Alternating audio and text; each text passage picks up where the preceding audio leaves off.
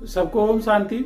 जो हमारे छात्रगण हैं और जो हमारे सामान्य दर्शक हैं, सबके लिए वीडियो बहुत ही अच्छा है। आज हम चर्चा करेंगे मियां नसीरुद्दीन। आपको एक अरब के मियां नसीरुद्दीन की आपने बहुत ही कहानियां जोक सुन रखा होगा, लेकिन जिस मियां नसीरुद्दीन की चर्चा हम कर रहे हैं, एक किशोर सोबती ने इनके बारे में लिखा है और यह है दिल्ली की जामा मस्जिद के पास में गढ़ैया वाला मोहल्ला है। तो ये मियां नसीरुद्दीन गढ़ैया वाले के वजह से हम चर्चा कर रहे हैं। और मियां नसीरुद्दीन विख्यात है 56 प्रकार की रोटियां बनाने के लिए।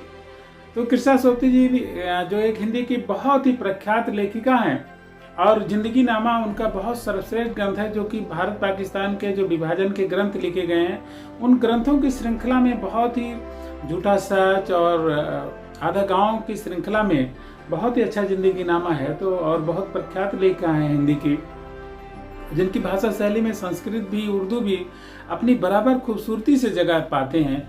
तो ऐसे खूबसूरत लेखन की धनी हमारी लेखिका का ये जो लेख है बहुत अच्छा है, मियां नसीरुद्दीन के विषय में जो उन्होंने बताया है। और लेखिका ने उनके चेहरे से उल्लेख किया है कि उनका जो चेहरा है वो पका हुआ चेहरा है, वो पेशानी के तेवर हैं उनके जो एक बढ़िया से बहुत ही अच्छे कारीगर के पाए जाते हैं, उस तरह से लगता है। तो लेखिका संजोग से गढ़ैया वाले मोहल्ले की तरफ जा रही थी और उन्होंने देखा कि एक जगह अंधेरी सी दुकान बहुत सारे फटाफट आटे सन रहे हैं। तो उनकी दुकान थोड़ा ठिठक गई, देखने कि यहाँ क्या हो रहा। तो सोची कि यहाँ कोई सेवई वगैरह बेकरी वगैरह की दुकान होगी, लेकिन पूछने पता चला ये तो मियां नसीरुद्दीन की दुकान है जो 56 प्रकार की रोटियां बनाते हैं। तो कोतूहल बस वो रुक गई और उनसे पूछा मियां नसीरुद्दीन से कि भाई आपसे कुछ बात करना चाह रहे थे, पूछना था, तो कुछ समय है क्या? तो उनका नहीं, थोड़ा सा वक्त निकाल लेंगे, लेकिन पहले ये बताइए क्या अखबार वाले तो नहीं है? क्योंकि अखबार से मियां अखबार वालों को बैठे ठाले का धंधा बताते थे। तो जैसे चीन के एक शासक थे जिन्होंने अखबार ही प्रतिबंधित कर दिया, वैसे ये भी है कि भाई अखबार तो बेकार वालों का काम है, जो पढ़ते हैं वो भी बेकार ही होते हैं और जो लिखते हैं वो तो बेकार होते ही हैं। तो उनकी अपनी अलग धारणा, अलग दुनिया है मियां नसीरुद्दीन की।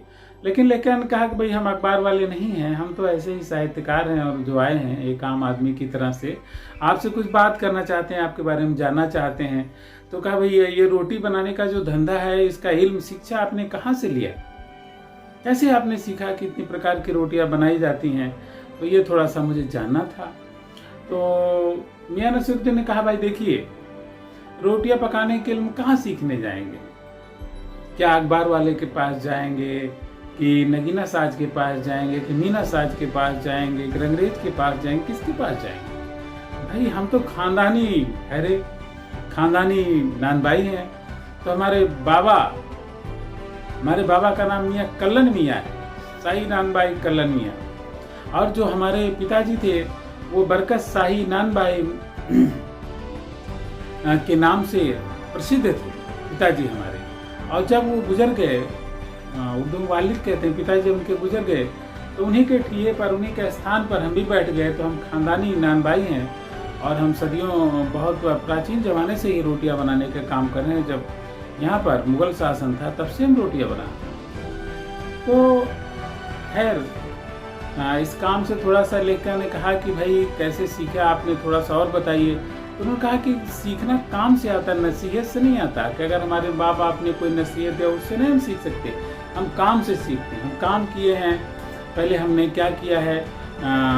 अगर ये बताइए कि कोई शिक्षा ग्रहण करता है तो पहले आलिफ, लोग बोलते हैं आलिफ बोलो तो अलिफ बोलता है, फिर कहते हैं बे बोलो तो बे बोलता है, जिम कहते हैं जिम बोलता है, तो वो नकल करता है।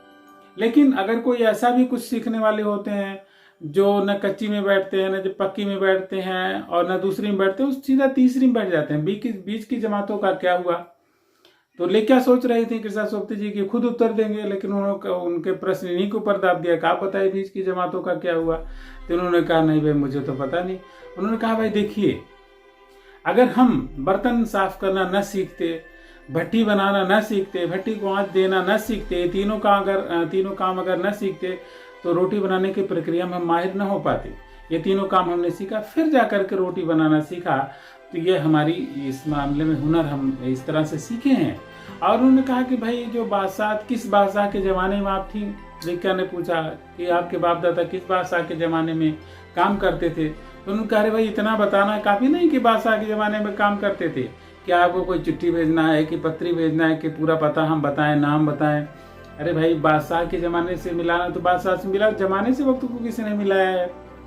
तो बेचारे मियाँ नसीरुद्दीन कुछ झल्ला भी रहे थे इनके सटपटे प्रश्नों पर, क्योंकि वो बेचारे कारीगर आदमी और इतिहास भूगोल के प्रश्न कृष्णा सोबती जी लेके बैठ गए एक साधारण आदमी से, तो उसके पल्ले नहीं पड़ रहा था बेचारे के। तो थोड़ा सा गुस्सा, और आसपास के जो जाते उनसे भी पूछते रहते उनका हाल चाल कि अरे भाई आप ठीक हैं कि नहीं। इसका मतलब वो लेखिका को जनाना चाहते थे, दिखाना चाहते थे कि बहुत सारे लोग हमको जानते हैं। उन्होंने कहा, भाई देखिए हम बहुत प्रकार की रोटियां बनाते हैं, बरकतशाही, सीरमाल, ताकतानी और रुमाली, तुनकी, बहुत सारे प्रकार की रोटियां जानते हो। बादशाह से एक बार बादशाह ने कहा था कि मियाँ कुछ ऐसी बनाओ कि जो नाक से पके और न पानी से बने। कहते नहीं, हमारे खानदान ने जरूर ही बनाई है और खिलाई होगी, तभी तो हमारे खानदान के ऊपर ही ये सारी चीज़ें फिट बैठती हैं। तो मियाँ नसीरुद्दीन को अपने खानदान पर बड़ा गर्व है और वो जो खानदानी नानबाई, इस पर भी उनको बड़ा गर्व है। लेकिन मियाँ नसीरुद्दीन से और कुछ प्रश्न करना चाहती थी लेकिन देखा कि मियाँ नसीरुद्दीन थोड़ा सनमने हैं, थोड़ा गुस्सा आ सकता है, तो उन्होंने ज़्यादा प्रश्न नहीं पूछा। नसीरुद्दीन ने कहा, देखिए भाई अब वो कदरदान नहीं रहे जो पहले रोटियों की खाने की कद्र करना जानते थे। अब तो क्या है, अब निगली और हजम।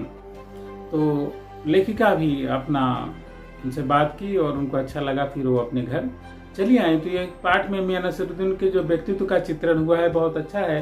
वो एक बहुत ही अच्छे कलाकार हैं और अपना जीवन उन्होंने अपनी जो कला है उसके प्रति समर्पित कर दिया है।